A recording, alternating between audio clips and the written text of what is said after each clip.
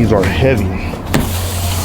What's up guys, welcome back to the channel. Thank you so much for tuning into today's video. And as you can see, brakes are on the agenda for today for the 67 Mustang. So I've been sitting on these for quite a minute. I bought them a few years back, I think 2022, so a long time ago. I mean, it's 2025, 3 years ago. What am I saying? So yeah, so I do check them out the box. I actually kind of looked at them already. I think I started assembling them and then I stopped for whatever reason. Maybe because that's when I kind of started going in a different direction with the car. Anyways, what I'm going to do right now is I got to get everything unboxed. I got to figure out what we're going to do with the car as of today, because obviously the rear is nowhere near completion, or I haven't even started on the rear as far as rebuilding it.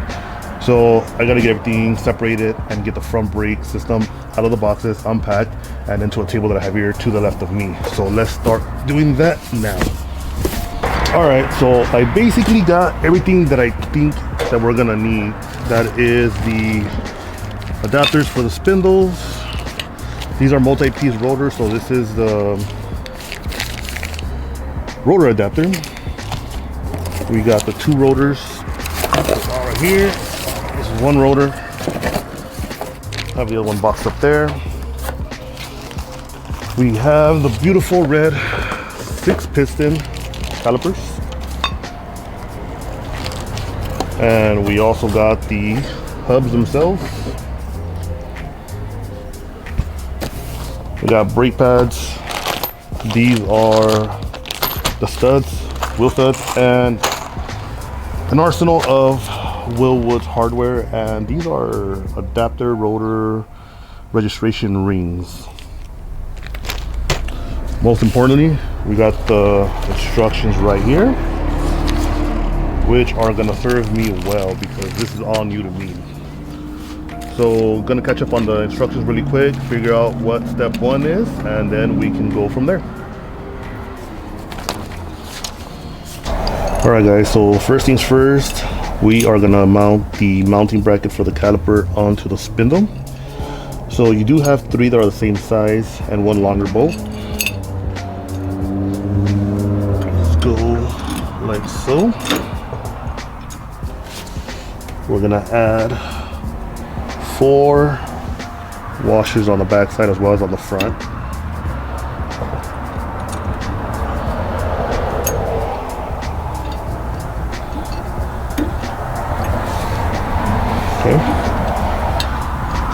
And the instructions do call for Loctite 271. 271 being the red one. I'll throw a couple of dabs. One dab on that one. One dab on that one. One on that one. One on that one. Then we get our nuts from behind.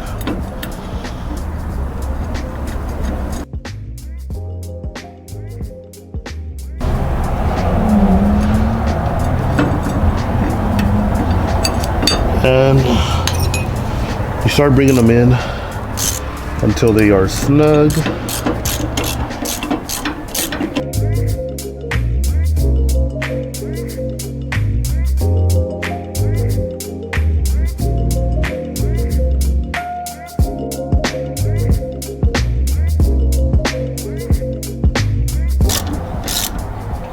Okay.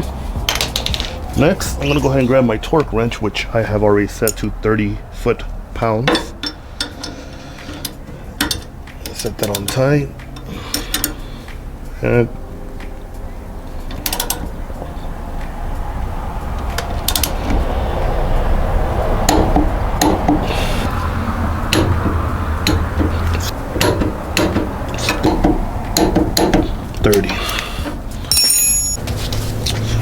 Alright, so next we are here on the ground. I don't know why, I just feel more comfortable doing it like this. But next we got the wheel studs. These hubs do have holes for 2 different pattern sizes. I'm going to use the 4.5. The 4.5 equates to a 5 by 114. The other one is a 4x3/4, which will equate to about a 5x120, I believe. So these, I'm just gonna bring them in by hand as close as I can, and I'm gonna throw some more Loctite on them as well as I give them their final tightening. So it's fine there.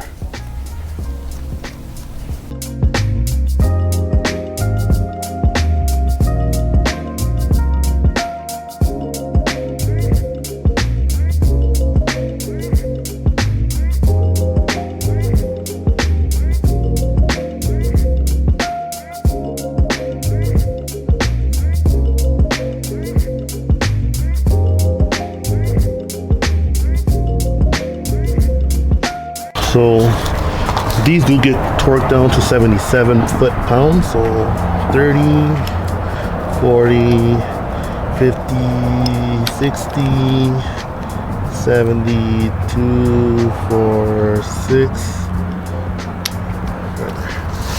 77. I'm going to try to use this wheel face as something to hold it, which I don't think I will be able to.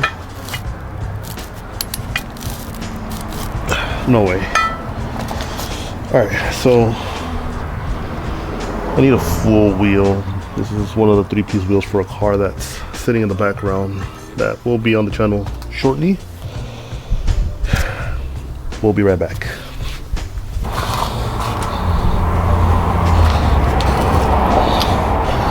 Alright, so with one hand I'm pulling on the wheel. My feet are kind of like clenching it. That's one.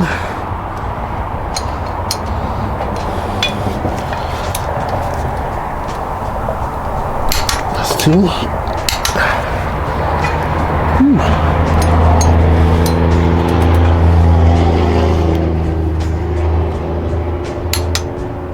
Three.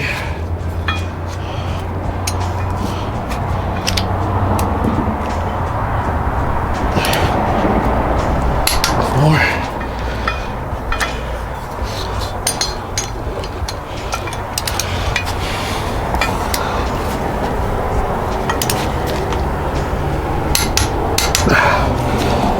5. Who said Crocs were not work attire? Alright, so next are these torques. Alright, so next we got these 2-piece rotors or rotor adapters, whatever you want to call them. Call them 2-piece rotors. We'll put a dab of Loctite.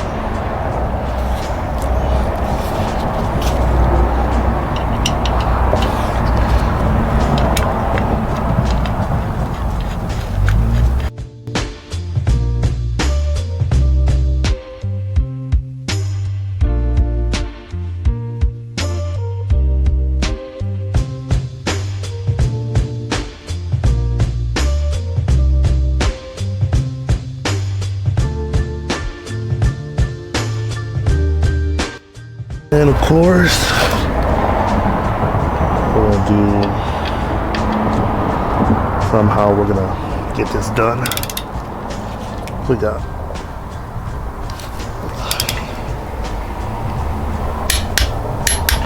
one,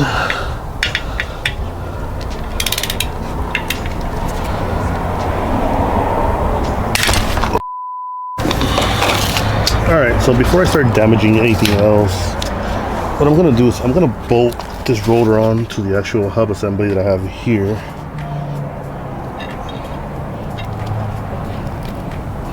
That goes like that.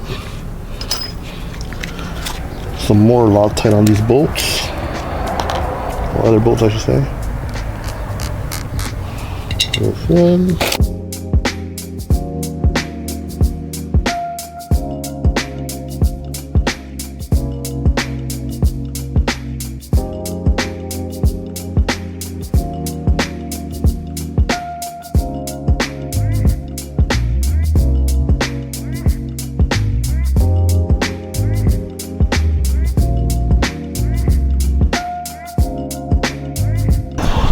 hopefully with this, what I can do is get this wheel on here, or this face of this wheel.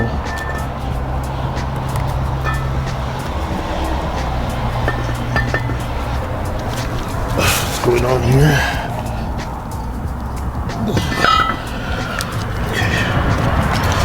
And the idea is that I should have a little bit more leverage this way.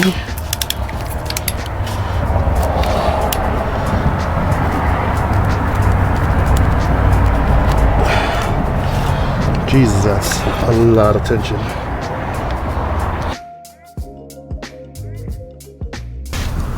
Next, we're just gonna put a little bit of grease on this guy here.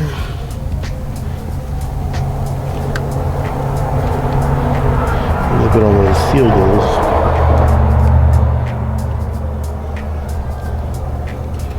Just like that.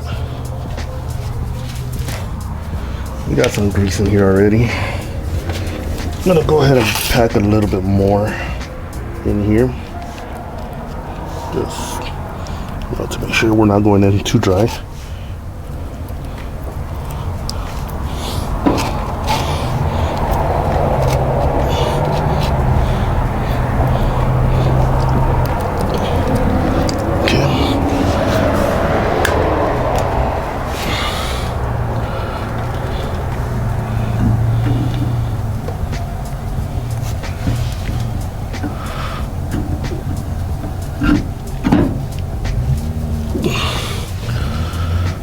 Next, we're going to put our smaller bearing, pack that guy up with grease too on the outside.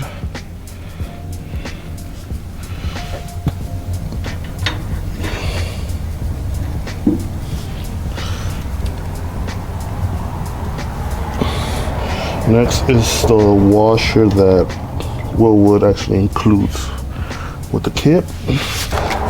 I also bought this dormant kit, part number 05190. I'm not going to be using that washer just because Ridetech offers a new one. But what you do want to do is you do want to use the new nut. It will accept the old nut, but mine was missing this little, the crown cap. I was missing the crown cap, and I was also missing the pin. I was missing both of those. So, let me get some pliers in here.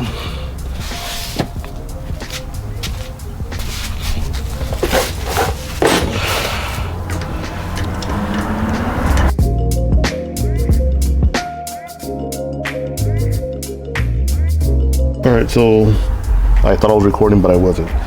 But essentially what I ended up doing was, let me remove this cap right quick to show you guys. I might can show you on the other side since I haven't done it. But basically what I did is, I got my torque wrench and I torqued it down to 25 foot-pounds. That's what the manufacturer suggests for the 67 Mustangs. And then they want you to back it up, quarter of a turn, and then bring it back to 15 inch-pounds, which is a little bit under a pound. So basically what I ended up doing was just backed it up the half a turn that they said. Then I just used my wrench, my ratchet wrench, grabbed it from basically like the base or the head, and I just kind of just did it just until I just couldn't tighten up anymore. Don't want to put a lot of force on it. That should be about 1 pound. Rocked it back and forth a couple of times, spun it, make sure that there was no play in it, double checked it again, we're good. Put the castle nut cap, or whatever you want to call it, the crown. Put the pin through, make sure that it aligned really good. Put the pin through, bent the head, put the cap back on. There's a rubber piece that allows it to not spin off. And got no play back and forth, nothing forward and back, and she spins mid. Doesn't feel to have any resistance or nothing. I think she's mid. Alright, so next for the calipers. So there's these little snap rings in here. You want to get some pliers, squeeze them. Careful not to lose these guys. It is a pain in the butt. Try to get these guys out.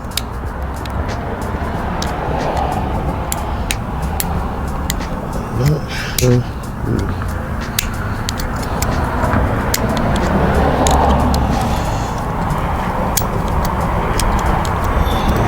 sure why they are giving me such a hard time. Maybe some cheap pliers. Come on, Wayne.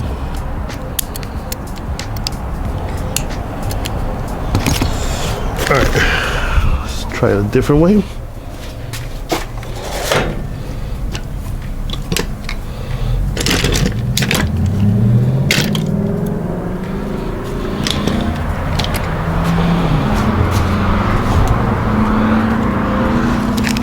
They did not want to come off with the pliers, so we'll just use a hook, pick here, try to pick it out, pull it out, and that is one ring there. Set to the side, get to the second one here, same method, and just like that, she's out. These slide out. Got one, got two. These are my brake pads that came with the kit. I'm gonna set one in there, one in there. The pins go straight through.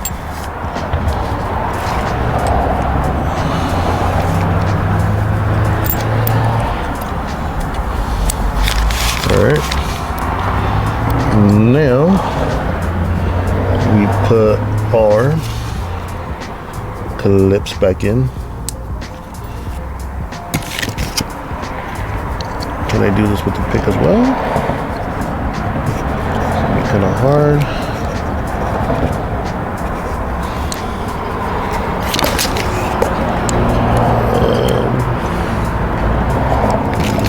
She's in.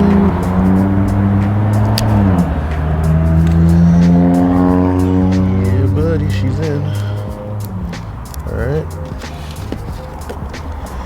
Now, I'm pretty sure it's just my pliers are just janky or just cheap. Otherwise, you can do this just with the pliers, but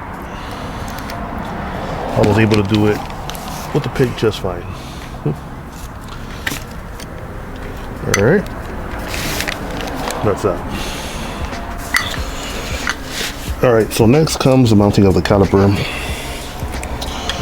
So, get some of this stuff out the way. So, I want you to put 2 bolts, obviously. And they come with a bunch of these little shims, okay? Well, actually 8 per side. So, they want you to start off with 2 on each bolt. You guys can see that. Let's put 2 and 2. Now this is how you're going to get the caliper centered onto the rotor itself. So we're going to go ahead and try to slide this on there without losing any of the shims.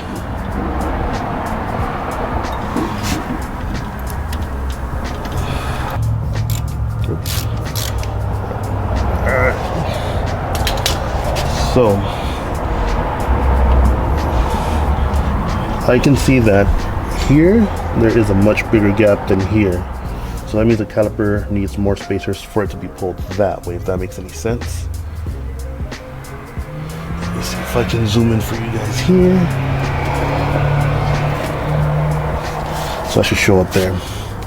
So you see right here the gap between the brake pad and the rotor itself, it's bigger than it is on that side. They want you to make it as equal as possible. So the way that that is done is by adding more shims. Well, I mean, I would say it's in between, but no, it's pretty good there. So on this side, utilize 3 shims. As you can see there, the gap between the brake pad and the rotor is perfect.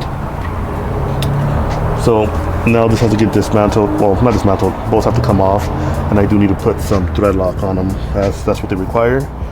after the thread lock, we're gonna start torquing these down to 35 foot-pounds.